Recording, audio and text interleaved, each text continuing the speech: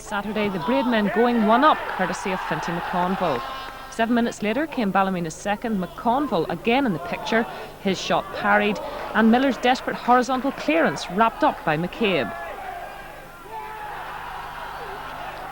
In the second half, the home side were unlucky not to find the target on a number of occasions. That was until the 72nd minute, when Tom MacDonald eventually found this rather elusive ball.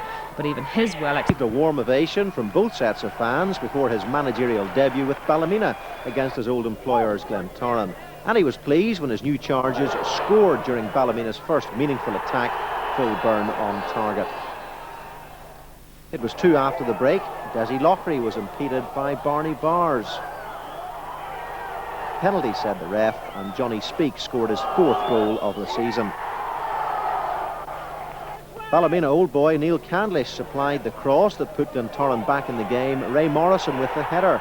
But Ballymena were assured of victory when Jason Gilmore made it 3-1. But Grace's display in goal was hardly amazing.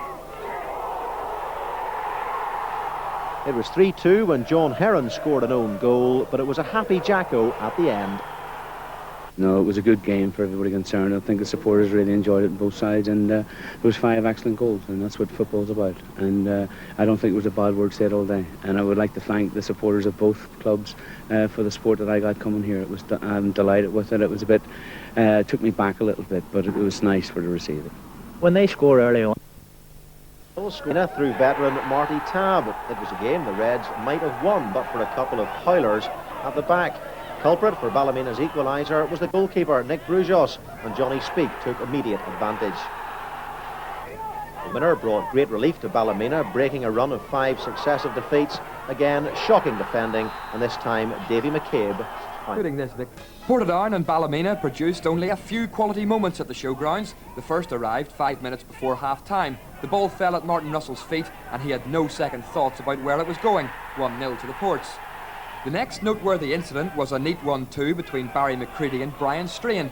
First the elbow, then the reverse kick, and the powerful finish to the move by McCready. Both players were booked. And then came the 2 incidents that enraged Ports manager Ronnie McFall. This wasn't a free kick, according to Ronnie. But McFall may have a case about what resulted from the free kick. He claimed Mickey Keenan was sandwiched between McCready and Desi Lockery. Big Ronnie was not a happy man. I think if the referee looks at the video on Monday night, he'll be embarrassed by his performance. I thought their goal, which was truly controversial in the first place, was a free kick for us. And the goalkeeper was fouled and bundled over the line when the ball crossed the line. It was always a battling performance. The conditions was difficult. Recorded their first win of the season, and on Mark Michael Tully on target for the Braidmen. Man of the match, Scott Stevie Cowan, set up Speake for the second after 63 minutes. But Oma grabbed a consolation goal. Keeper Dean Smith back after a serious hand injury, unable to keep out McIntyre's header, but still great to see the big man back in the nets. A consolation goal, 3 minutes from time, a quick shoulder shimmy, a cut back inside Robert Casey, and Barry Patton, formerly of Oma, scored his first goal for the club. Some good goals. Well, it seems at Ballymena's showgrounds, Bangor might have secured their expected place in the last 8 if Dean Smith hadn't made an ungainly but important save. Ballymena's Trevor McMillan moved powerfully into attacking mode early in the second half, and United broke the deadlock in 82 minutes. Man of the match Jonathan Speake created the havoc. Phil Byrne fired firmly home. Bangor's misery was completed in the final minute. McMillan was the provider this time. Speake on hand to beat Tim Dalton at the near post. Yeah, some good goals there. Well, the award, Ballymena, the home side, looked well on their way to a win when they took the lead after 5 minutes. Phil Byrne with the deep cross, and another quite superb finish, this time from Michael Tully. A goal worth watching again, a brilliant finish from a defender. Any striker would have been proud of it. Ballymena, tremendous performance. Only the sheer solidity of Wes Lamont at the back prevented an avalanche of goals. Penalty was awarded after Beattie pushed Des Lockery. And Phil Burns converted to the showground faithful's delight. The The whiff of a win proved seductive, and it was the new but experienced Scot Danny Craney who got on the scent with this classy chip.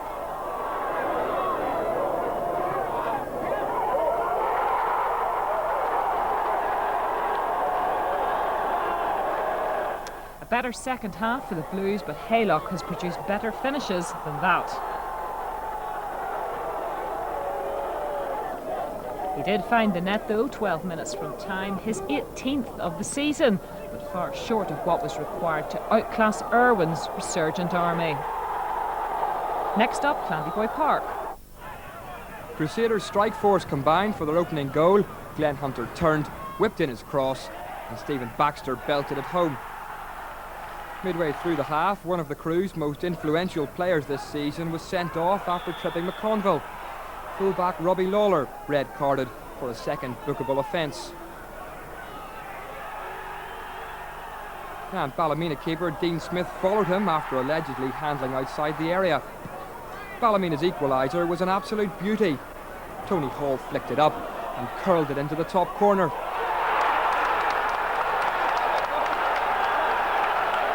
Just watch the flight on the ball, a controlled fade, McKeown with no chance.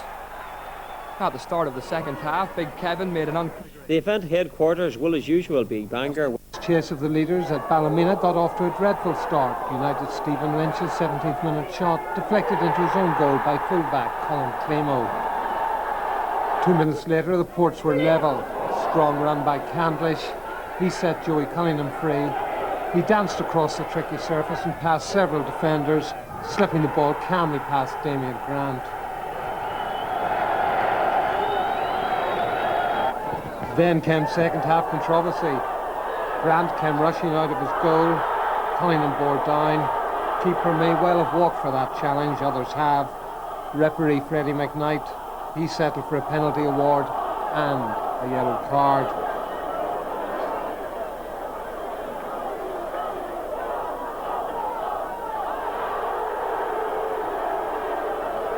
A professional foul this, surely.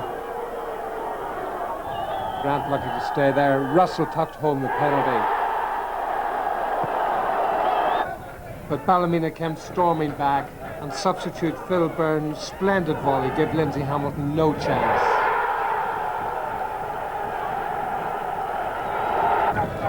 Then, in a furious climax, Hamilton was the keeper at the centre of another argument. He gathered the ball, but clearly slid outside the area. This time McKnight awarded a free kick, making allowances perhaps for the state of the pitch. McMullen hammered home the free kick. First Mid-Ulster derby for Nigel Best, and a fair enough result for Kenny Shields in his debut North West game. His side, Coleraine, scored first through Johnny McIver, but Ballymena's John Heron ensured a share of the points. Well, there are 6 more points. The showgrounds for Ballymena in the Northwest Derby. A strong run this, the ball blocked by O'Hare. Patton carried on to finish, but there was more than a hint of O'Hare being pulled back. Still celebration time for Patton, who only signed a contract on Thursday. Coleraine should have made it level, but Brian Robson sent into the side netting when really he should have done a lot better. And Coleraine wrapped it up with 7 minutes left. Patton again with the touch, and Phil Byrne, the man who pushes the vital ball home. 2-0 in the end for the home side, and the first derby success of the season. A Bangor Old Boy. No score in the first half at the showgrounds, but Coleraine took the lead with this neat Sammy Shields finish. 30 seconds later, Ballymena were level. Lockery put Peter Murray in the clear on the edge of the box, and he finished with style for a deserved share of the points. With an Ireland Soccer International, Keith. Ballymena against Bangor through this Lindsay Curry diving header.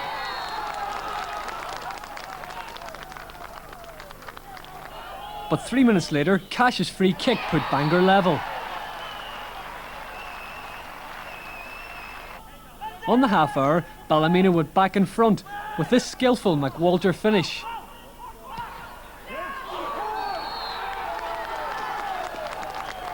And with 18 minutes to go, they seem to have put the game beyond Bangor after Curry got his second.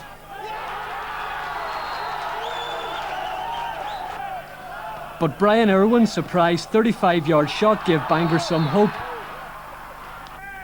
And on 79 minutes, PJ O'Connell got the equaliser. But then, an unfortunate own goal by Ray McGuinness restored Ballymena's advantage. And in the last minute, McWalter put the seal on a fine individual performance with this mazy run, which finished with his second goal and Ballymena's fifth.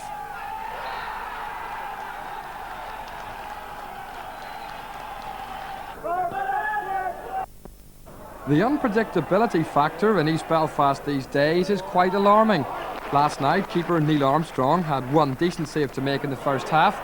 After that, the Glens had half a dozen chances to put the game beyond Ballymena's reach. On other days recently, opposition goalkeepers have had sore backs after playing Glentoran, but not last night. Some disappointing finishing, coupled with a swashbuckling string of saves from the Ballymena #1, thwarted the Glens. Robbie Beck back with a bang recently since leaving Glenavon after making over 500 appearances for the Lurgan Blues. Glens frontmen Liam Coyle and Trevor Smith denied in the opening 45 minutes.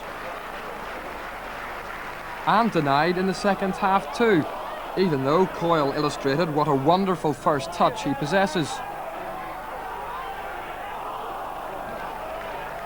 Before last night, Ballymena had only lost once in their last 11 games. That was to Distillery. And the Sky Blues clouded Glentoran's evening on the counter-attack. Mark McWalter, all on his own, shrugged off Player of the Month John Kennedy to make it 1-0.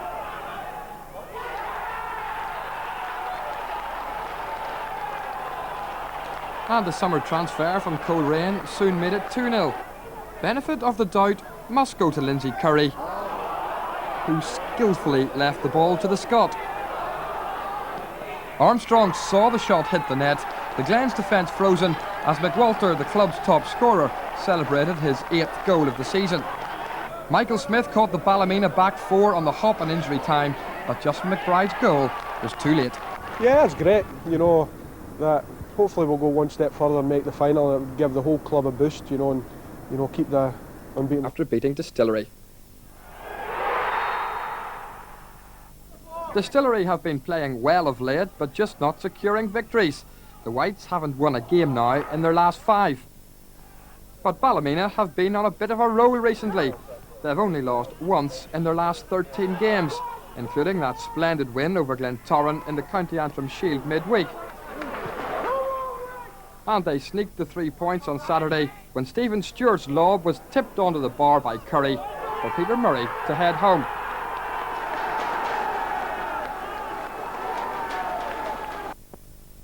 Grounds for this local derby and top of the table clash. Coleraine looked sharp early on. Beck had to be smart to keep out Surgeon. A minute later, the same player had another glorious chance. Good movement here again from Coleraine, and inside a ball played in from the left, and Surgeon, well, he should have done better. The home side went in front on 27 minutes, and what a goal it was. Former Coleraine favourite Mark McWalter with a cracking drive from 25 yards. That really was a super strike. That they got obsessed by. 2-0 at half-time against Armagh City, thanks to goals by Colin Moore and Desi Lockery. And the duo added another brace in the second half. First Lockery, and then Moore with an easy header. Ballymena's love affair with the cup continues. We're a good cup side, I think. An Irish Cup's a bit of an oar around Ballymena, and the team seems to play well on it, so hopefully I think we'll do well. Good luck in the draw, you know, but then I suppose they won the cup, you have to beat everybody, so I think we'll do alright. Omagh have had a good February, and they started well again last night. In the 24th minute, Paul Muir made a mess of Marty Gallagher's cross from the left, and Roddy McDowell had a simple tap-in. 7 minutes later, Martin Mooney cut inside the Ballymena defence and made space before lobbing the ball over Smith to give Omagh a 2-0 lead. Ballymena did have the ball in the net before half-time, but Chris Moore's effort was disallowed for a foul on Johnston.